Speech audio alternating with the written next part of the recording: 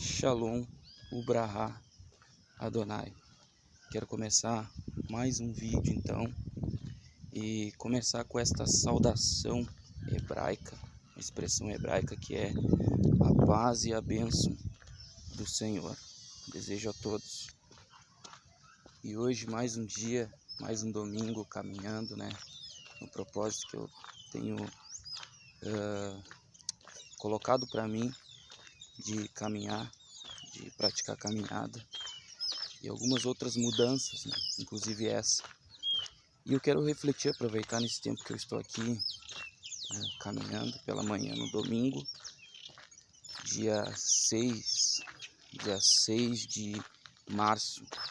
Eu quero refletir com vocês uma palavra breve, mas quero deixar uma reflexão aí de mudança de rumo, mudança de atitudes, mudança de práticas na vida. E eu quero refletir sobre Neemias, muito rápido, mas antes de entrar no texto propriamente dito e na reflexão, eu quero te pedir, você que não é inscrito, se inscreva no canal. E você que já é inscrito, compartilhe com outras pessoas, dê o like se você gostou do vídeo e compartilhe aí para que mais pessoas possam visualizar essa mensagem, essa reflexão, se você assim achar interessante também. Dito isso, eu quero me pautar e refletir sobre a palavra que está no livro de Neemias, capítulo de número 6, versículo de número 3. Quando Neemias diz: estou fazendo uma grande obra, de modo que não posso cessar essa obra, porque se eu descer e parar, a obra toda vai parar. Em resumo, é isso que ele está dizendo no texto. Lembrando aqui rapidamente um resumo da história de Neemias. Que Neemias é aquele que era copeiro do rei, que servia, trabalhava na corte. E a Bíblia vai dizer, eu não vou entrar em pormenores, eu quero ir muito direto ao assunto. Mas Neemias estava num lugar protegido, estava bem financeiramente, estava bem posicionalmente, estava bem a sua estrutura, trazendo uma linguagem mais entendível de todos nós. Estava bem financeiramente, estava bem posicionalmente, estava bem em muitos aspectos. Ainda que alguns vão entender que ele era um escravo de confiança, ele era o copeiro do rei. E segundo alguns, o copeiro ele tinha a prática de provar o alimento antes do rei, provar a bebida antes do rei, para ver se não estivesse envenenado. Então, era alguém que tinha confiança do rei, alguém que o rei depositava confiança. E a Bíblia vai dizer que ele exercia essa função tão, vamos assim dizer, destacada.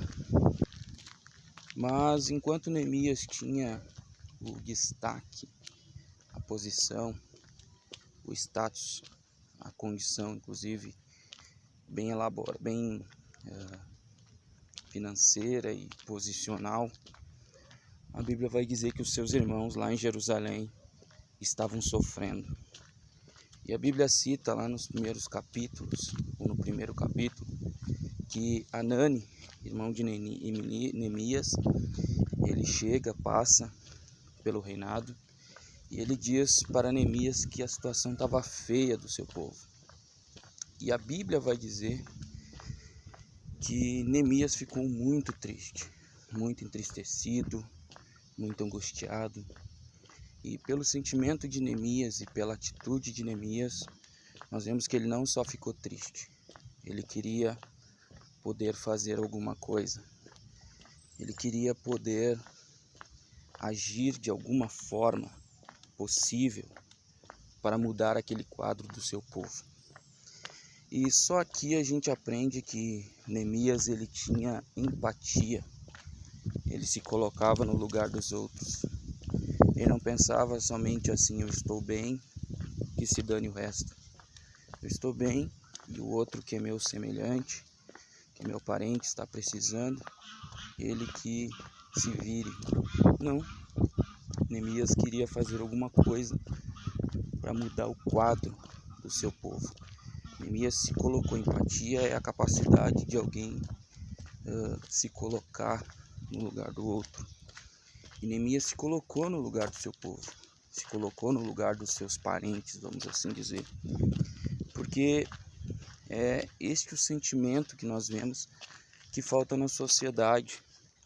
Nós estamos em ano de eleição e nós conseguimos constantemente lembrar de políticos, e políticos que roubam, políticos que deturpam, políticos que cada vez mais visam a sua condição financeira, a sua vida. Recentemente, você sabe, foi favorável um recurso financeiro aí conhecido como fundão, para investir em campanhas políticas, divisão de, se bem me recordo, posso estar errado, mas se bem me recordo, 5 bilhões de reais para investir em campanhas de político. Enquanto há pessoas que passam fome, pessoas que passam necessidade, pessoas que estão lutando aí desempregadas, e a gente vê que esses políticos, eles não têm esse sentimento de empatia. Eles não se colocam no lugar da pessoa que sofre, do miserável, daquele que está desempregado. Porque senão, investiriam esses recursos, sim, em escolas, em recursos para gerar melhor maneira de vida para as pessoas. Mas a gente não vê isso. Então isso é preocupante. E se nós fizermos uma análise, nós vamos ver que Neemias era um político. Ele se tornou um político, mas um político não corrupto, um político com sentimento ilibado e que tinha empatia. Ele se colocava no lugar dos outros, inclusive tinha um sentimento de abriu mão da sua posição, das suas riquezas para fazer alguma coisa. E analisando isso, a gente aprende que Neemias tinha um sentimento que eu acredito que todos nós deveríamos ter: a empatia, de se pôr na posição dos outros. Às vezes estamos bem e podemos nos lembrar de outras pessoas. Me lembro que não há muito tempo, acho que ano passado, eu e um grupo de jovens, eu sou líder de jovens, e uma moça, uma jovem, que está num dos vídeos aqui do canal, ela teve a oportunidade de passar num orfanato e ela notou a necessidade daquelas crianças, daqueles pré-adolescentes e daqueles adolescentes, e ela chegou comovida e falou para nós temos que fazer alguma coisa. Ela estava bem, ela tinha o que precisava, ela não estava passando necessidade e ela lembrou dos outros. Eu me lembro que em 2020, logo que estourou a crise, nós ajudamos esse orfanato, uma casa-lar, com algumas crianças, porque uma jovem teve um sentimento de empatia, se colocou na posição dos outros. Ela não estava vivendo aquilo, mas ela enxergou a necessidade que outros estavam passando. E é isso que nós precisamos. O mundo, a gente quer que melhore, mas é um mundo cada vez mais egoísta. E a Bíblia diz que nos últimos dias haveriam homens egoístas, amantes de si mesmo. Olha só, amantes de si mesmo, sem misericórdia, sem afeto natural. E a gente vê isso cada vez mais. Acredito que se o maior número de pessoas com sentimento de empatia e de desapego houvesse, o mundo seria melhor. Mas infelizmente nós sabemos que isso não é possível pela consequência do pecado. Mas você que está ouvindo, mude a sua maneira, comece a olhar para o lado. Às vezes a gente se queixa de coisas que a gente tem e a gente tem o que a gente precisa, mas a gente quer mais e mais e mais e se queixa. Eu vi uma vez uma pequena expressão, parece muito pífia assim, muito nada a ver, mas eu creio que tem tudo a ver. Alguém reclamou porque tinha somente um chinelo, e quando ele olhou para o lado, ele viu alguém que não tinha os pés. E aí ele viu o quão ele tinha e não estava se queixando do que tinha. Então eu vejo sim que Neemias, ele tinha essa capacidade de se colocar no lugar do outro, de se colocar no lugar do aflito, de lembrar dos outros e jamais se esquecer por causa da posição que ele estava. E nós temos que aprender essa qualidade de Neemias, ela é muito importante. Outra qualidade de Neemias é muito importante, é que ele intercedia pelos outros, né?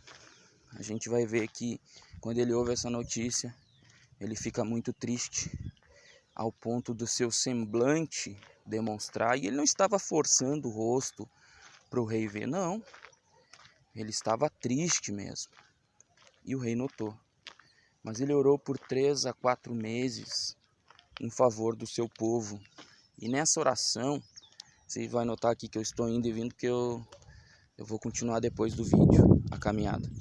E nessa oração nós vemos que ele intercedeu pedindo para Deus uma oportunidade, uma estratégia, condições para que Deus preparasse tudo para que ele pudesse ajudar aquele povo. Ele intercedeu por aquele povo. Ele se preocupou, ele se colocou no lugar das pessoas e ele tomou uma posição, ele foi orar. E ele orou até que houve uma resposta de Deus.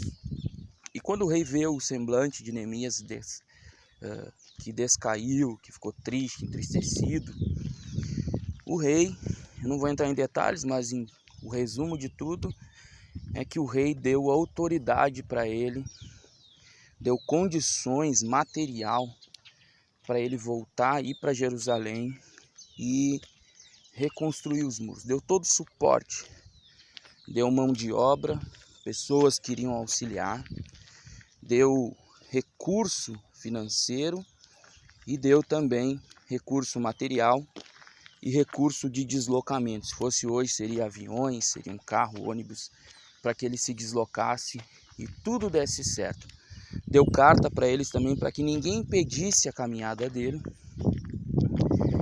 E só aqui a gente vê algumas coisas muito interessantes. Neemias, ele conseguiu aquilo que ele almejou, e quando ele foi, ele não perdeu o foco, ele não perdeu o propósito. A Bíblia diz que quando ele chegou em Jerusalém, lembrando que aqueles muros estavam mais de 100 anos caídos, mais de 100 anos derrubados, mais de 100 anos ninguém tinha coragem de reconstruir, ninguém tomava uma posição de restaurar o seu povo. E Neemias, ele toma coragem. Outra coisa que eu vejo também é que Neemias, ele era judeu, ou ele era hebreu, melhor dizendo, mas ele cresceu naquele império, ele cresceu naquela região, ele não cresceu em Jerusalém. Ele podia se esquecer, quanta gente aí que se esquece da sua nacionalidade, entre aspas, se esquece da sua origem, às vezes sua origem da sua família pobre, e aí essa pessoa se posiciona bem na vida e se esquece dos seus parentes, se esquece da sua família, porque hoje está numa posição melhor. Não, Neemias não se esqueceu, ele cresceu em um outro lugar, não cresceu com seu povo, mas ele sabia que ele fazia parte daquele povo e que ele pertencia àquele povo. E aí quando ele chega lá, com todos os recursos, com todo o suporte, a Bíblia vai dizer que Neemias, ele ficou 3 dias, ele ia para a cidade de noite, ele analisava a cidade, ele analisava o desafio. Ainda que a Bíblia não mostre em detalhes, mas nós conseguimos ver que ele fazia uma análise do desafio, da dificuldade. E ele ficou 3 dias então analisando o desafio, o que ele ia precisar de material, o que ele ia precisar de mão de obra. Ele não simplesmente chegou lá e disse eu vou fazer, não. ele fez uma análise, ele fez um planejamento estratégico. Só que nós aprendemos também, não tem como haver grandes mudanças sem um planejamento, sem planejar, sem se organizar. Ele planejou, ele se organizou, e depois de tudo isso, então, aí ele vem para o povo e ele fala o que ele quer fazer. Ele diz: olha só, nós vamos erguer esses muros, nós vamos colocar eles na posição da onde eles eram para estar. Nós vamos reconstruir, lembrando que reconstruir é erguer novamente, ou é construir novamente. Algo que já era construído e que foi destruído. Reconstruir é restaurar, é construir novamente. Então ele chama o povo e ele diz isso. E a Bíblia vai dizer que Neemias tinha um plano, ele tinha uma estratégia, ele sabia onde ele queria chegar, ele sabia qual era o seu objetivo. E trazendo para nós, qualquer mudança que nós vamos fazer na nossa vida, é preciso um planejamento, é preciso uma estratégia, é preciso um levantamento das dificuldades e dos recursos que precisaremos e dos recursos que temos. E Neemias fez isso. E a reconstrução daqueles muros representava um propósito, um objetivo. Representava alguém que tinha um ideal, que tinha um projeto. E só aqui, eu não vou continuar no texto ou no comentário do texto, qual é o projeto que você tem para sua vida? Quero abrir para você refletir sobre isso. Qual é o projeto que você tem para sua vida? Qual é o objetivo que você tem para sua vida? Em várias áreas. Vou parar numa praça aqui e vou continuar gravando. Em várias áreas da sua vida. Qual é o objetivo? Eu comecei ali no primeiro vídeo, depois vou gravar outro, do Plano Daniel, que é para mudar a vida em vários aspectos. Na alimentação, na saúde, no contexto geral. Mas, às vezes, nós temos planos e objetivos de várias maneiras, vários tipos de conquistas, não cabe a mim aqui sobressaltar para você.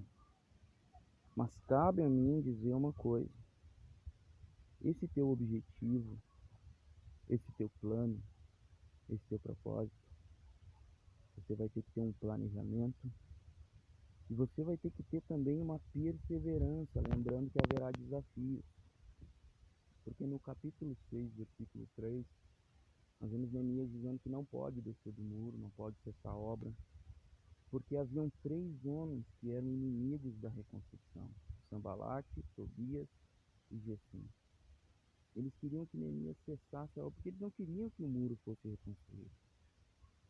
E aí eles chamam Neemias de diversas maneiras, eles convidam Neemias para banquetes, eles ameaçam Neemias, eles assustam Neemias, eles colocam medo em Neemias, para Neemias cessar a obra. Mas Neemias diz: eu não posso cessar essa obra. Eu estou fazendo uma grande obra e eu não posso parar. Então, quando você começar um projeto, uma construção, uma reconstrução pode ser muitas coisas. Reconstrução pode ser a sua saúde, que você era saudável, hoje você não é mais, você precisa restaurar a sua saúde. Pode ser a tua família, que era unida, que tinha paz, tinha alegria, hoje já não tem mais, você pode querer reconstruir tua família. Pode ser a tua área financeira, pode ser a tua profissão, pode ser muitos aspectos da tua vida. Reconstruir algo que foi e não é mais, ou construir algo que nunca foi.